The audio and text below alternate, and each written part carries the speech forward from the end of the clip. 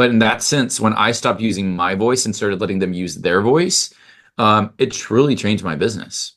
Welcome to Unstoppable Podcast with Harry Sardinas, inspiring conversations with influential millionaires, investors, thought leaders, entrepreneurs who are making a massive difference with their innovative products and services, and sharing the challenges and wisdom of how they sold their first million. How you realize that the culture or the way that you have seen culture in corporate, if you apply these principles to your startup 0 to 1 company, it's gonna be the end of the road. How you persuade yourself to, or how you find the strength to say, okay, you know what, I have to learn everything I know, and I need to start from scratch, especially when it comes to culture, because these beautiful boxes that you have there, I know that they are only possible because you have a wonderful team, and but this wonderful team cannot have corporate America culture and mindset, because you don't have the resources that they have. So how you learn about to put leadership and new culture in your company, which is something that you didn't know. Yeah, it's interesting because I don't know if I've been on many podcasts. I don't know if anyone's actually asked me about culture. And I'll tell you, like, as you grow your business to $1 million, the business at like sub 100,000 is a different business than is it a $250,000, is a different business at $500,000, is a different 100%. business at 1 million. As you start to upsell, and some people say it's 0 to 100K, some people say it's 100 to 300K, and then 300K to $1 million. You have these milestones in your business, $1 million to $3 million, that literally the systems that worked at one point in the process break down and no longer work again. And so it's truly the cycle of, like, you're like, but we just optimize this. Well, you've grown to a new level. Therefore, the business has to evolve as well. From a cultural standpoint, there's a couple things I think are really important. And there were a lot of things that I had to learn too. Your team is your greatest asset. I can't stress that enough. Your team is your greatest asset. The thing that I had to change is I held a belief, and I see a lot of early stage entrepreneurs hold this belief, that only I can do this thing in my business. If you hold a belief that you are the only person that can do the thing in your business, you just limited the potential growth of your business because it's reliant on you. Absolutely. You have to rewire the belief to say, I am not the only person that can do this. Other people can learn to master this as well. And that's the same thing. I excel at defining business strategy, helping people reimagine how physical can transform their business. But if I had a belief that only that's my superpower, then I literally stunted the growth of Custom Box Agency.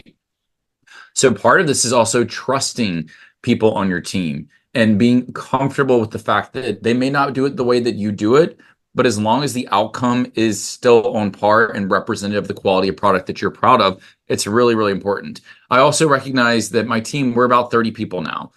To be at a size of 30, culture is everything for us. 100%. And so, yeah, 100%. And like for me, I also recognize that we are working in a post-COVID era. And so what that means is that a lot more businesses are remote and virtual. We're so born and raised in this idea of it's got to be a 9 to 5. At the end of the day, I've set the terms to say that our business operates from 9 to 5. And I made it clear to my team if they choose to work after 5 p.m. And this is coming from a guy who was in corporate consulting, working 15-hour days, working 7 days a week. Like, I like to work. I didn't know anything else. And so this is why it's important for me from a cultural standpoint that the team has balance. And so I stress that enough. Now, what they do have is the flexibility of here are the things that you need to get done. And here's when they need to get done by. And there's a certain quality and standard. But if someone on my team decides that they don't want to work at 10 a.m. in the morning, they want to go work out, it's a post-COVID era. That is a way that we run our business. Absolutely. You know what you need to get done. You know the meetings you need to be a part of. If you want to work out midday, go work out. And some people choose to put in hours after 5 p.m., but that's how they're managing their schedule. And what ends up happening is I feel like people work harder. It's a very much a mentality on the team that is, they're very protective of me. But I have a lot of trust in them. And so much of what I do is I think one of the most powerful gifts you can give anyone on your team as you start to grow it is this idea of like, encouraging them to demonstrate thinking. And what I mean by demonstrating thinking is it's so easy for someone to come up to you with a problem. What I want you to do is, if you have a problem you're presenting to me, also come up with a solution. And like, how would you address the problem? This is important is because we're just encouraging them to just demonstrate the power of thinking, how they're thinking through it. And my role is really powerful because I can be like, you nailed it. Like, that's it. And give them the confidence in the decisions that they're making are right. Or tell them to say, no, I see how you got to that conclusion. That's not how I think about this problem, and shape it, help them rewire the way they're thinking. So that empowerment is really, really, really important. And one thing I will say, Harry, that changed my business overnight, on the road to becoming that 7-figure business. And now we've grown to a multi-7-figure business, and now we're like on a trajectory to get to that 8-figure mark. My gosh, I remember when we did the first one of these, maybe a little bit past a year with Custom Box Agency, and we were at a new growth plateau.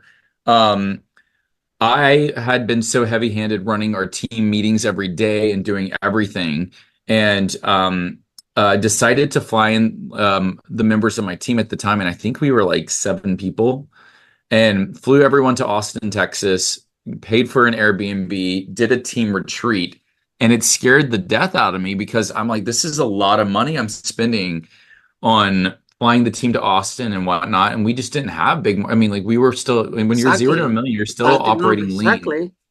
And I still flew them in, and because there was something that told me to do that, it just felt right. And what ended up happening was the objective of anytime you do a team retreat, have a clearly defined objective. What our objective was to redefine our business processes for how we serve clients, because now we were at a new chapter in our business.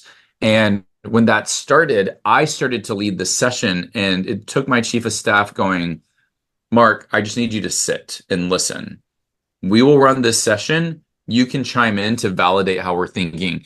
And that was one of the best gifts that she could have ever given me, because what ended up happening was the team created the next phase of the business. They defined a process that was better than if I sat in a room by myself.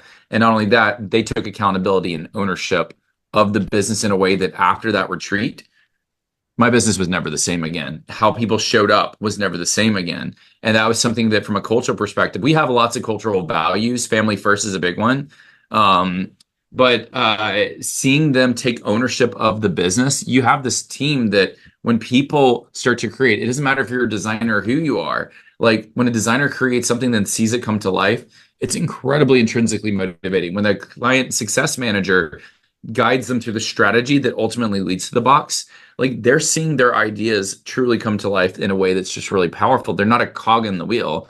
They truly see the impact that they're having, and they get the big vision of what we're doing. But in that sense, when I stopped using my voice and started letting them use their voice, it truly changed my business. Follow us for more interviews with world's most influential, audacious entrepreneurs that overcame challenges and adversity, providing you with the blueprint of how they sold their first million so you can grow your business exponentially.